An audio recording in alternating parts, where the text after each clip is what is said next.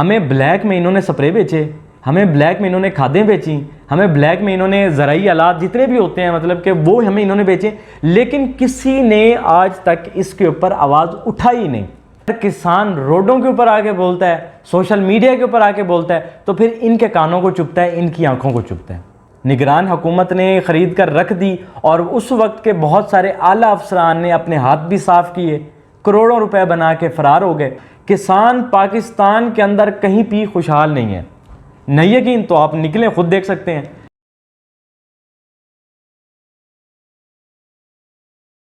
बिस्मिल्लाहिर्रहमानिर्रहीम, अस्सलामु अलैकुम। दी न्यूज़ बज़ में आप सबका खुशामदीद और मैं हूं अली हसन।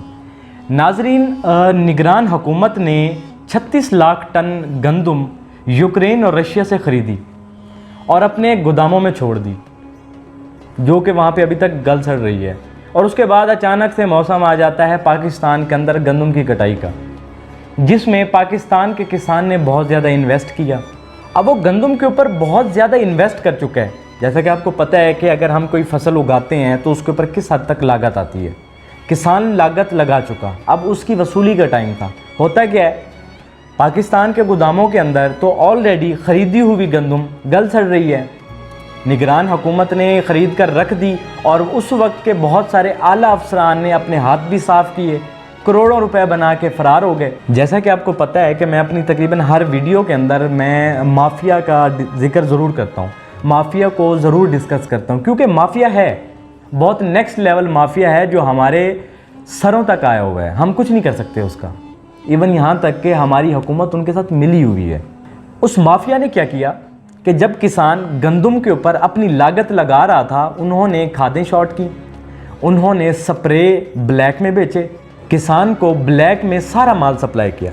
क्योंकि अब आपको पता है कि किसान ने एक मेहनत की है फसल के ऊपर, गंदम के ऊपर, तो उसके ऊपर अब उसने मेहनत पैसा तो लगाना है ना, हर हाल में लगाना है, क्योंकि उसका ऑलरेडी तो बहुत सारा पैसा लग चुका है। ठीक है, अब होता क्या है, किसान ब्लैक में सारा माल ख़रीदता है और उसके बाद मजबूरी बन चुकी है, क्या करे, मजबूरी बन चुकी है। अब वो नहीं ख़रीदता तो मरता है, क्योंकि जितना लग चुका है वो ज़ाया होता है। लेकिन उसकी मजबूरी बन चुकी है, वो ख़रीदता है। ख़रीदने के बाद अब क्या होता है, माफिया सारा माल उसको ब्लैक में बेचता है। और इस सारे प्रोपेगेंडे के अंदर कौन होता है, हमारे सियासतदान। अगर आप किसी भी माफिया को देख लें, पीछे आपको ज़रूर कोई ना कोई सियासतदान मिलेगा। 100 over 200% आपको कोई ना कोई सियासतदान मिलेगा। लेकिन खैर, हमारा टॉपिक अभी इस टाइम ये चल रहा है कि किसान की बदहाली। ठीक है, कि किसान क्यों रो रहा है। कभी किसी ने जहमत की है कि यार किसान के पास जाएं, उससे पूछें कि भाई क्यों रो रहे हो।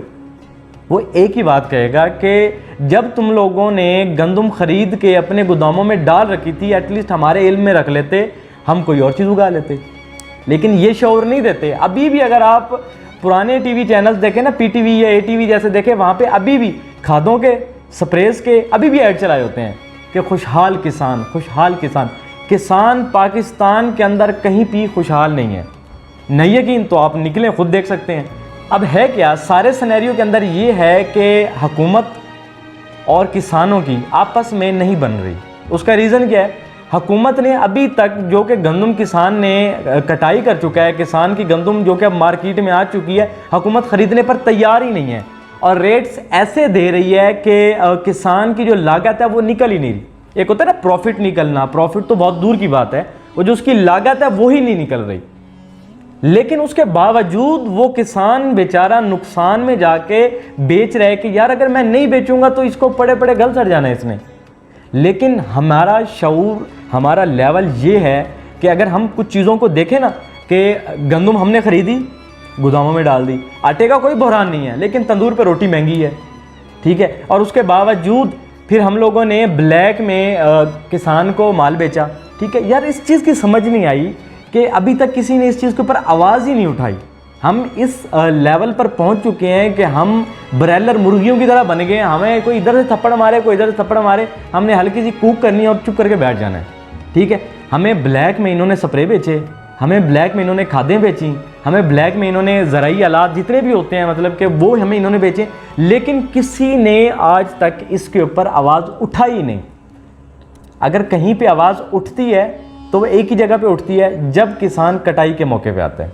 अभी चंद दिन पहले की बात है कि किसान इत्तेहाद कमेटी ने एहतजाज करने का ऐलान किया। ऐलान करने के कुछ दिनों के बाद क्या होता है कि जिस दिन एहतजाज होता है उससे एक दिन पहले कमेटी के आला अहदेदारान को गवर्नमेंट ऑफ पाकिस्तान की तरफ से गिरफ़्तार कर लिया जाता है। और उसके बाद अगर किसान रोडों के ऊपर आके बोलता है, सोशल मीडिया के ऊपर आके बोलता है, तो फिर इनके कानों को चुभता है, इनकी आंखों को चुभता है। ये आवाज़ जो किसान की है इसको बुलंद होना चाहिए। मेरा मानना यह है कि इसको बुलंद होना चाहिए। अगर हम बात करें पाकिस्तान के कानून की, तो according to the law of Pakistan के अंदर हर पाकिस्तानी का ये हक है कि वो पुरअमन एहतजाज कर सकता है। अगर ये पाकिस्तान के कानून के अंदर लिखा हुआ है तो फिर उन आला ओहदेदारान को गिरफ़्तार क्यों किया गया, सवाल बनता है। खैर, इस चीज़ पर मैं अपनी बात को ख़त्म करूँगा कि ये कोई मौसर हल नहीं था गिरफ़्तारी। हुकूमत पाकिस्तान को चाहिए था कि उनके साथ बैठते, टेबल टॉक करते, उनके लिए कोई मौसर हल निकालते। उसके बाद जो एक इलाज होता है ना, जिसे कहते हैं कि एक मर्ज़ को हमने जांचा है, जांचने के बाद ये बीमारी है, इसका ये इलाज है, ये करना है।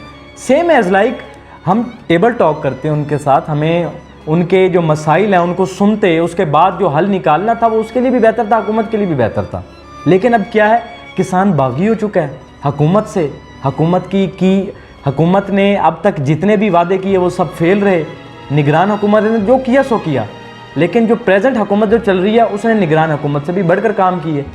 लेकिन बात यह है कि किसान कभी भी पाकिस्तान का दुश्मन नहीं है, किसान कभी भी अपनी ज़मीन का दुश्मन नहीं हो सकता, क्योंकि किसान अपनी ज़मीन की खिदमत ऐसे करता है जैसे कोई शख्स अपनी माँ की करता है या जैसे कोई बाप अपनी बेटी की करता है। इसी तरह किसान अपनी ज़मीन के ऊपर नज़र रखता है, अपनी ज़मीन पर मेहनत करता है। इंशाल्लाह हम हाजिर होंगे हम अपनी अगली वीडियो में। तब तक के लिए अल्लाह हाफिज़।